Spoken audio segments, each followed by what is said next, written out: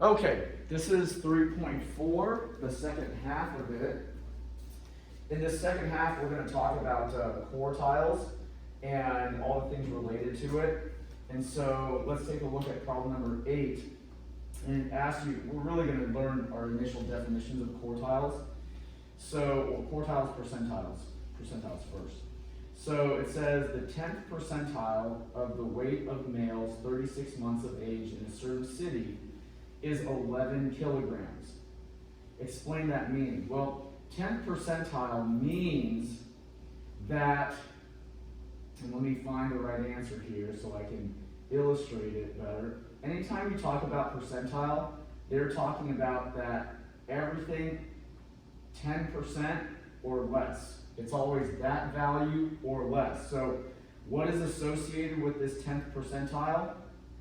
11 kilograms. So in your answer, you need to look for the 11 kilogram number and equal to or less than that. That's what it's going to be. So that means that 10% of 36-month-old males weigh 11 kilograms or less, while, what's the other side of 10%? 90% of 36-month-old males weigh more than 11 kilograms. Now, something that you need to pay very close attention to is whatever the percentile is, that value, it's going to be that value or less. So it's like a less than or equal to. You follow me? So 11 kilograms is like your cutoff point in this problem. The 10th percentile covers everything less than or equal to that. You follow? Now, the other side of it, 90%, of course, because that equals 100%, right, is going to be greater than that 11 kilograms. It can't be greater than or equal to. Why? Because the equal to is included in the lower half, always. Do you guys follow? Okay, so be aware of that. It's an important little note, and you'll see it happen more and more. Always your percentile is going to be the, whatever that percentile is, it's that value equal to or less than that to cover the percentile. The other side of it is to the right of it, it's just going to be greater than. Okay, all right, next part of this problem. The 95th percentile of the length of newborn females in a certain city is 54.3 centimeters. So 95th percentile means that, if you want to look at it this way, and here's, I'm going to draw a little curve here if you want. 95th percentile, let's call it right here. So the 95th percentile is everything below that. When you're talking percentiles, it's always that part and down when they call the actual percentile. What is associated with that percentile is 54.3. So 54.3,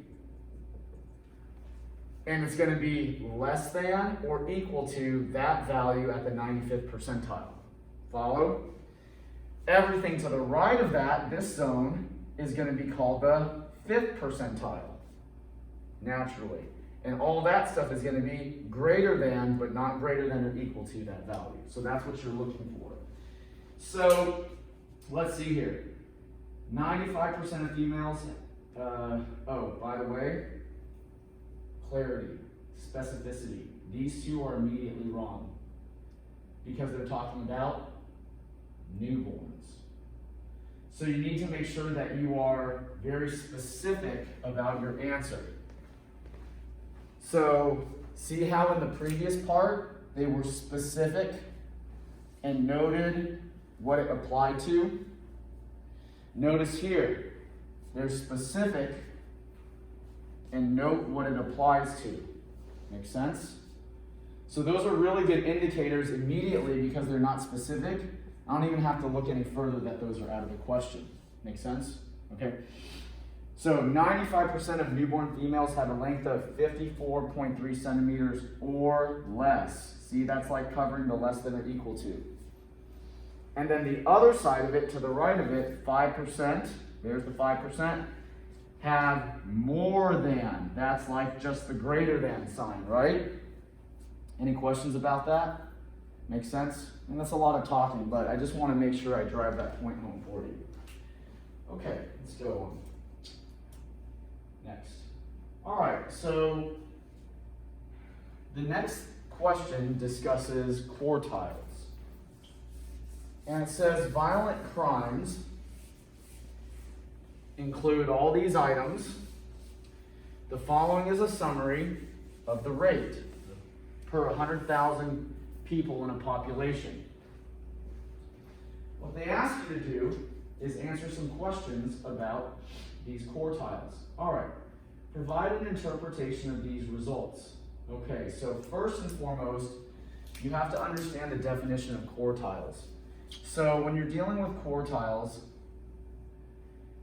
first is whatever your median is, that's Q2.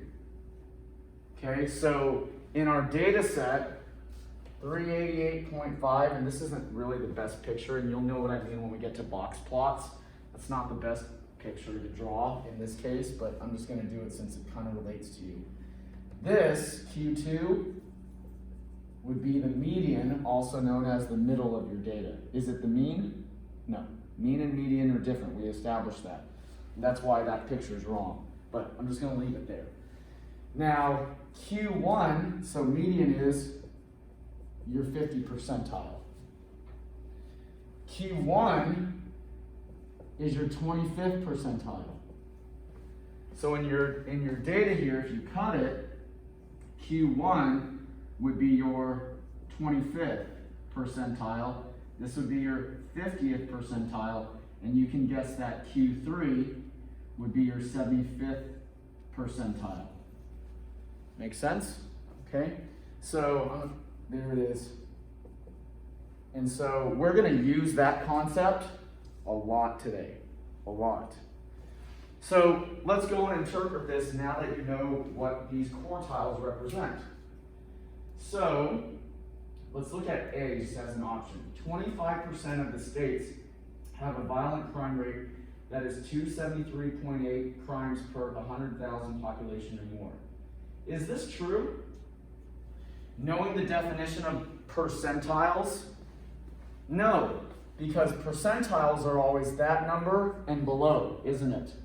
So when they say 25th percentile, it better say 273.8 or less. You guys follow?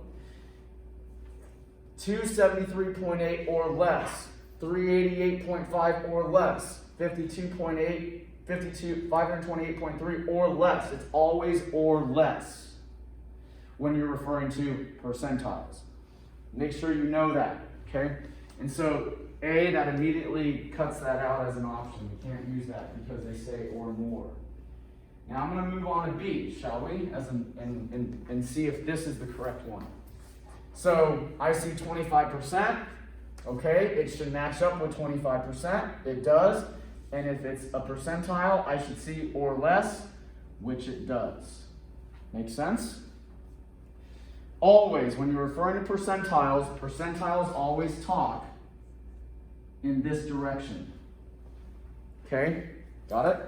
Now, if they say, oh, 25th percentile, then the other 75%, that can be or more. But if they are referring to the percentile itself, you're always talking about that value or less. That references that percentile. Okay, 50%, I better see the number 388.5, and I do. And I better see what else? Or less. And I do. Make sense? 75th percentile better have 528.3. It does. And I better see or less. And that's the right answer. Make sense? Questions about that? All right. Determine and interpret the interquartile range. So the interquartile range, also abbreviated IQR, is always going to be the third quartile minus the first quartile. Okay, so your IQR, also known as your interquartile range, is representing what? This zone right here, isn't it? So this zone in the middle is essentially your middle, what? 50%. So the interquartile range is your middle 50%. By subtracting this and this, you determine what your range is in between them. So if I want to do my interquartile range for my problem, can somebody do that one for me? Again, because my calculator is being utilized as the camera.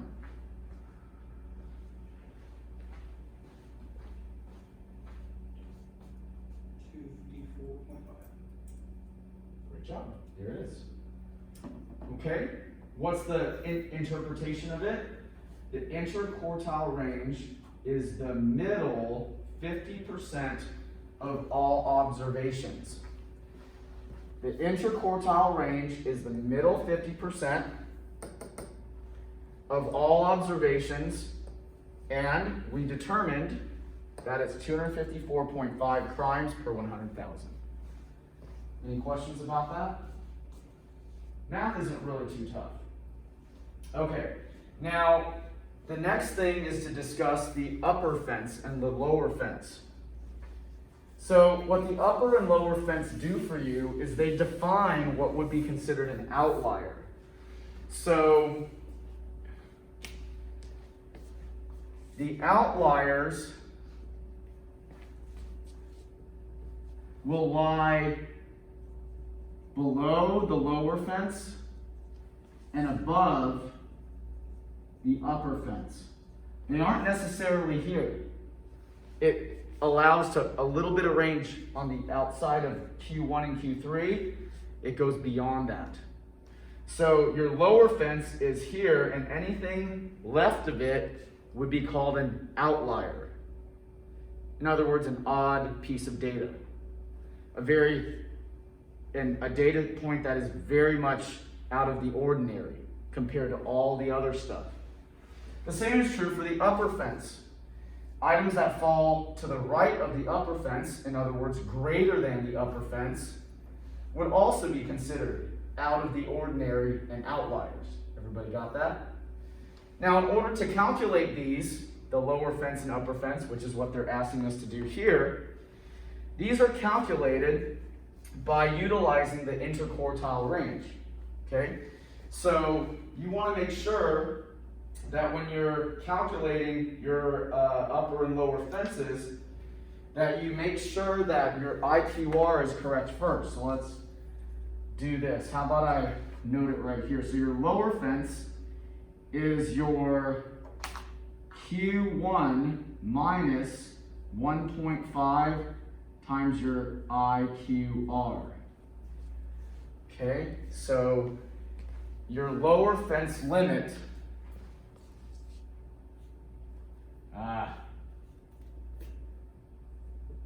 your lower fence limit is your first quartile minus 1.5 times whatever your IQR is. Now your upper fence is your third quartile plus 1.5 times your IQR. Okay? Make sense? Now, can somebody do mine? As an example, I'll write mine down right here. I know my Q1 is 273.8. Subtracting 1.5 times my IQR, what's my interquartile range? 254.5. And then my upper fence would be not 273.8, but my Q3, 528.3. Plus, remember we're going outside, right? 1.5 times the same IQR. See what's happening here. Here's Q1, and we're going to the left of it, right? Here's Q3, the other end, and we're going to the right of it, going to the left of Q1 and to the right of Q3.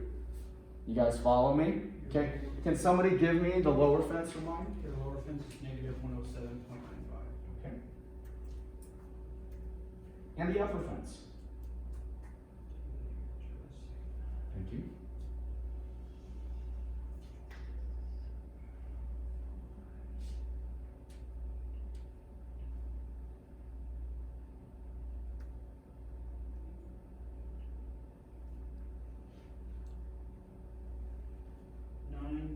.05.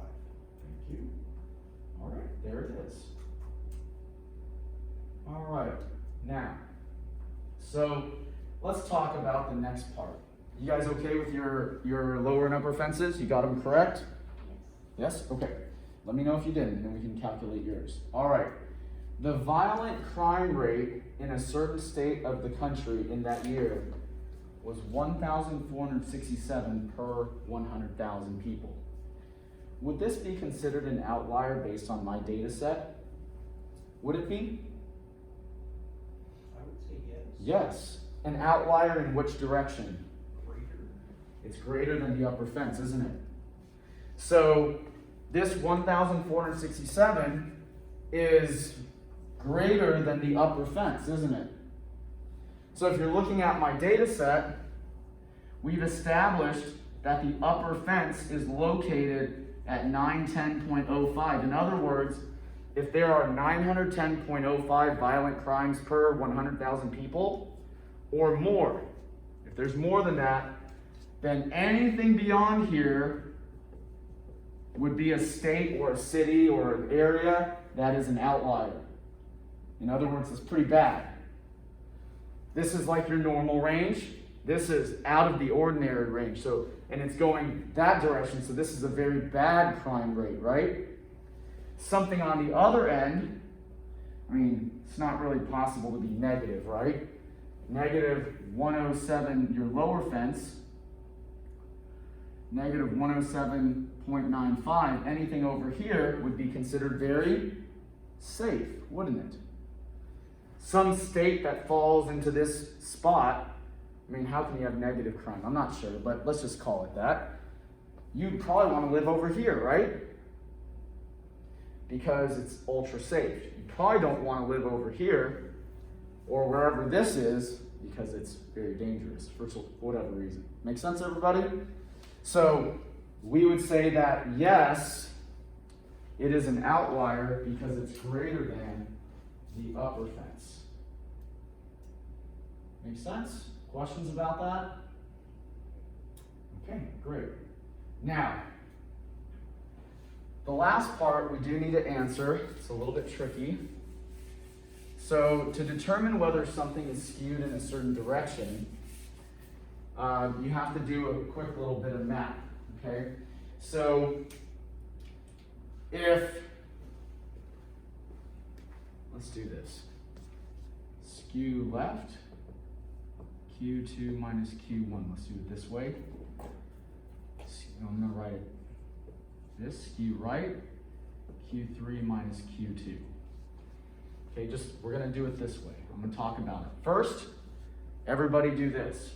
For my problem, or your problem, subtract Q2 and Q1. So for mine, that's 388.5 minus 273.8. And give me a number for that. 114.7. Thank you. Perfect. Now, Q3, 528.3 minus Q2, 388.5. Give me that number. 139.8. 139.8. You ready to interpret that? Okay. So, if this number, Q2 minus Q1, is bigger than this number, Q3 minus Q2, we would conclude skewed left. If this one, Q3 minus Q2, is bigger than the other, we would conclude skewed right. If they are equal, what do you think we're going to conclude? Symmetric. So, skewed right is when Q3 minus Q2 is bigger than Q2 minus Q1. Skewed left is the opposite. When I'll write it this way, Q3 minus Q2 is less than Q2 minus Q1. In other words, you see the difference there? That's another way to represent it. And then, of course, symmetric is when they are equal. So skewed right, skewed left, and symmetric. Follow? Okay. So what's mine? Well, because Q3 minus Q2, that value is greater than the other, then I will conclude that it is skewed right. Got it? Okay, fantastic. Let's move on.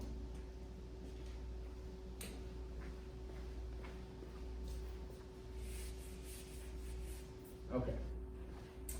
So the next part says the following graph is an ogive of a standardized test's scores. The vertical axis in an ogive is the cumulative relative frequency and can also be interpreted as a percentile. So here's your percentiles. We've been talking about them, right? Complete parts A through C. Find and interpret the percentile rank of a test score with a value of 150. All right, test score of 150. Where's that? Right about here. Everybody agree? So if I go up, a test score of 150 leads me to a percentile of about 50th. Make sense? So, a score of 150 would put you in the 50th percentile. And that means what? Test scores are less than, right? Or less than equal to. There you go, good job. Remember, always when you're referring to percentiles, whatever that percentile is covers whatever it is, and less than. Okay, equal to or less than or equal to. You always talk in that manner. See, remember, this or less, this or less, this or less. Okay? Let's do the next one. Find and interpret the percentile rank of a test score with a value of 160. Okay, I'm gonna erase this part. Don't really need that. 160. So here's 160. I'm going to go up and over. That puts us at an 80th percentile. So a test score of 160 is an 80th percentile, which means that, again, test scores of 160 less than or equal to, always with percentiles. Okay, next one.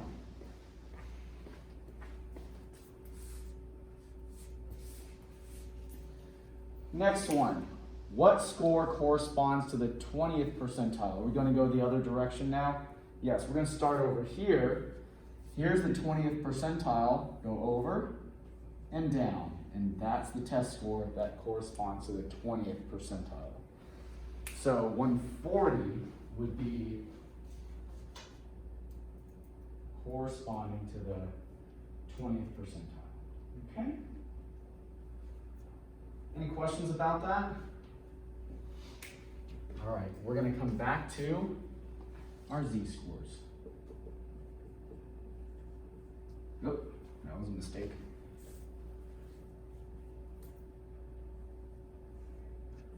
We're going to come back to that. You're going to need that. Okay, and I'm going to section this because I don't want to tie those ideas together necessarily.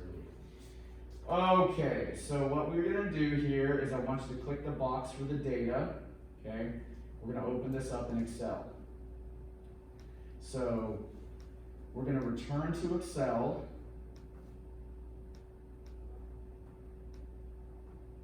And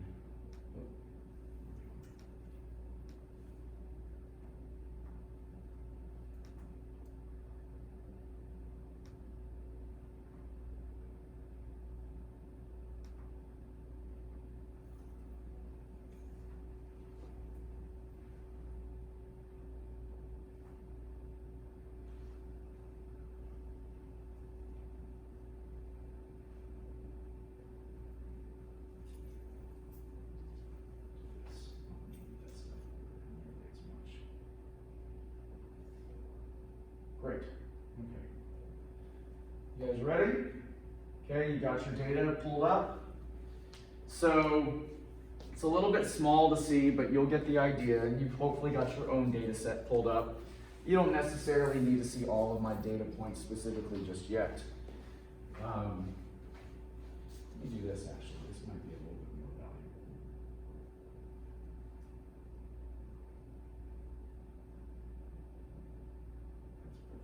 Okay, so the accompanying data represents the miles per gallon of a random sample of cars with a 3-cylinder, 1-liter engine. First compute the z-score corresponding to the individual who obtained 37.8 miles per gallon. Okay, now I want you to remember the formula for a z-score. What does a z-score require you to do? Well, the z-score requires you to know the mean and the standard deviation before you can get started. Everybody agree? Now, do we already have our x value? Sure we do. It's going to be 37.8, right? So 37.8 minus whatever our mean for our data set is, divided by whatever our standard deviation is for our data set. Do you guys follow? Okay, this is kind of review. So, can we let Excel calculate that for us? Absolutely. Let's save some time and have Excel calculate the mean and standard deviation. So, I'm going to come over here and average. I'm going to average all of these values. And so there's that one. So there's my mean. And then I need to calculate the standard deviation. Now, is it a population or is it a sample? How do I know? Yes, good job, because it states it in the problem.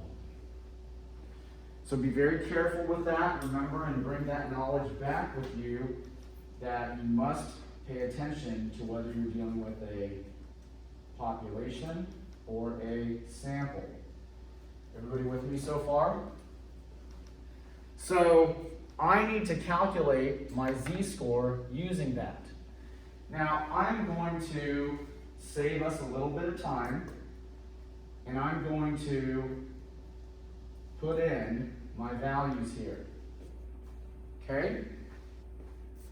And I'm going to have Excel calculate that, knowing, remember, that the z-score is my x value minus my mean divided by my standard deviation, right? So my z-score is going to equal what? My x value, my observation, minus my mean, divided by my standard deviation. Look at what I just did there, right? It's my observation, my specific one, 37.8, minus the mean, which we calculated.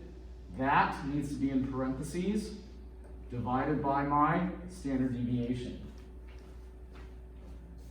And that right there is my z-score. Make sense? Okay? Maybe it'll be better to put it on this side. Okay. So, the z-score corresponding to the individual is negative 0.3, let's see, 2 decimal places, 3.3. And indicates that the data value is negative, or I think you can just say 0.33 standard deviations below the mean. That should be the correct answer. Let's talk about that, because many people might have an issue with interpreting that. Let's talk. So recall that when you're dealing with a z-score, what the z-score does is it normalizes your data. So your mean right here is 38 I'm just going to say 38.9, I'm just 9.6, okay? Standard deviation, that means all of these rounds of standard deviations break up or 3.56 apart. This z-score means that this particular item is 0.33 off of that. So that means that 37.8, sure enough, this is where 37.8 probably would land. Just a little bit under or to the left of my mean. How do I know that it's to the left? The negative, right? And on top of that, because 37.8 is less than the mean, that also confirms that. Why didn't I put a negative here? Because standard deviation is usually stated in the positive, right? 0.33, whether you go left or right, is the spacing. Got it? Okay? All right, so there you go. Now, let's go figure out the quartiles, shall we? So, in order to figure out quartiles, the first thing you need to do is always make sure your data is sorted from least to greatest. So, in order to do quartiles, before, what did they do? They gave us the quartile, right? They told us what the quartile is. In order to do quartiles, you have to first make sure your data is sorted from smallest to largest. Now, my data set I think was already pre-sorted for me. Yours is probably pre-sorted as well. But that's the first step. The next thing you need to do is calculate your median. Okay? Make sure you know what your median is. That's the next step. Oops. So calculate your median, which we know how to do. So you need to calculate your median. So that's your next step. Step 1, sort your data least to greatest. Step 2, calculate your median. Now, what did we say the median is? Median is what? Q2, or your 50th percentile. Okay? This is important. This is very important. You need to pay very close attention to this. Your median is your Q2, which is your 50th percentile. Isn't that the truth? Look at what we talked about before. Median, it functions also as your Q2, also known as your 50th percentile. Half of your data should fall equal to or below it. Look at this, 38.65, 38.6 and lower. 50th percentile, right? From this point and back should be half of your data. You guys following me? Now, make sure you note where in the data it gets cut off. Should I mark the middle here? No, because 38.7 is bigger than my median. I need to look at my data and go, which data point is equal to or less than that? And that's my cutoff point for my data set and my median. Understand? Okay? Now, let's go figure out Q1. Q1, also known as the 25th percentile, is going to be the median of everything up to and including that cutoff number. You guys following me? Look at what I did there. Your Q1, also known as your 25th percentile, is the median, the middle number of your lowest data value point, lowest observation, to that cutoff one that we established. Do you guys understand? Any questions about that? Okay? Would you also include your median, because that is your middle point, or? You include that because that's the one, right? So remember my median is 38.65. The actual value in my data set that's equal to or that less than that is this one. So you don't include this, if that's what your question was. You only look at the stuff in your data that's up to and including, like let's say there was a 38.65 in the actual data set, you would include that. Okay. But the median itself at 38.65, no, you wouldn't. Okay? Good question. And so that 36.95 is Q1. All right, now what do you think Q3 is going to be? Q3, also known as your 75th percentile, is going to be what? The median of your everything above that. So your Q3, your 75th percentile, is going to be the median of everything after that key point, data point, to the end, to your greatest value. That is why sorting your data is so important. Okay? And there it is. There are my 3 quartiles. So with that said, let's go type them in. 36.95. Then Q2, also known as my median, 38.65. And then finally Q3, 41.1. And there's all 3 of them. You guys get yours correct? Check your work, make sure you can get yours correct. Because we're actually going to use this all in the next section. So you'll get more practice with it. Any questions about the quartiles? You guys okay? Okay.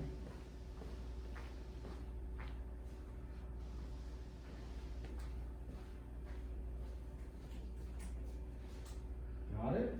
You guys got yours correct? Let me know. Okay. Shall we do our interquartile range? We know how to do that, and the formula is right down here. So, if I wanted to calculate my interquartile range, so how about I just throw that over here, right? Just randomly in a random spot. My IQR is what? Q3 minus Q1, isn't it? We established earlier that IQR, interquartile range, is the middle 50%. The middle 50% is Q3 minus Q1. If I know what Q3 is, and I know what Q1 is, I can simply find the difference between the two, can't I? Okay, so there it is, and there's my IQR. And you're going to look for the 50% number. Yeah, and there it is. 4.15. You guys see that? So make sure you select the option that describes interquartile range properly. The interquartile range is the middle 50% of the observations in your data set. Any questions about that at all? You guys doing okay? Getting them right? Okay. Next part. Lots of parts to this question. Determine the lower and upper fences. All right, well, let's go do that, shall we? That's pretty easy. So your lower fence is going to be what? It's going to be your Q1 minus what? 1.5 times your IQR. Take a look at that. I'm going to describe that again. Let me go ahead and erase the z-score. We don't need that anymore. The lower fence, which is over here, is going to be Q1 minus 1.5, there it is, there's the formula, 1.5 times my IQR. Make sense, everybody? Okay? And so that's my lower fence. Lower fence is 30.725. All right, upper fence. Let's go do that one. The upper fence is going to be what? It's going to be Q3 plus 1.5 times my interquartile range. Just want to reiterate, upper fence, which is here and beyond, right over here and beyond, is Q3 plus 1.5 times my interquartile range. And so my upper fence is 47.325. You guys with me so far? Lots of important numbers here that are being thrown out. Everything in bold is an important component here.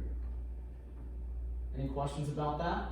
Now, are there any outliers? Let's talk about outliers. Outliers are, again, data points that fall outside outside of the upper and lower fences. So my lower fence is 30.725. Any value that's equal to or less than that is going to be known as an outlier.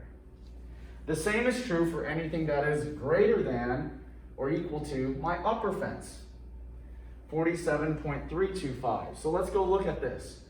Do I have any lower fence outliers? Anything that's less than 30.725? No.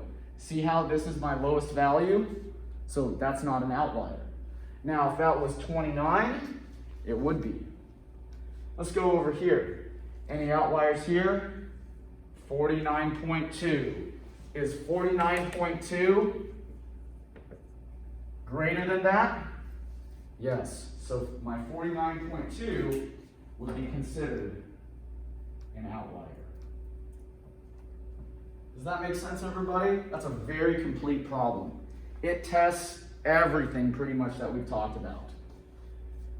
Got it? Pretty reasonable. That's not really tough, but there's a lot of topics here. All right, now on number 12, you're going to do the exact same thing, but we're not going to do it. Does that make sense? You guys, it's the same concept, just a different data set. So that's it for that section.